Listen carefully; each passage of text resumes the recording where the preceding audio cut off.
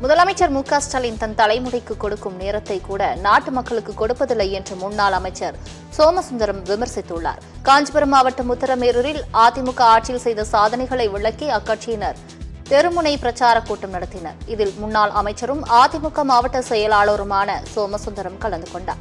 அப்பொழுது பேசிய அவர், திமுக கொடுக்கும் கட்சி அல்ல, பிடுங்கும் கட்சி என்றும், முதலமைச்சர் மு.க.ஸ்டாலின் தன் தலைமுடிக்கு கொடுக்கும் நேரத்தை கூட நாட்டு மக்களுக்கு கொடுப்பதில்லை எனவும் சாடினார்.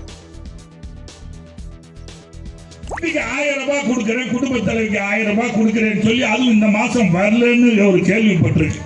வரலையா? அந்த மாசம் இன்னும் 1000 ரூபாய் வரலையா? கொடுக்க மாட்டான். திமுகவுக்கு கொடுக்கிற பழக்கமே கிடையாது. புட்டுக்கிற பழக்கம் தான் திமுகவுக்கு உண்டு. ஒன்னும் இல்ல, மு.க.ஸ்டாலின் தன்னுடைய தலைமுடிக்கு கொடுக்கக்கூடிய நேரம் கூட முதல்வராக்கிய தமிழ்நாட்டு மக்கள்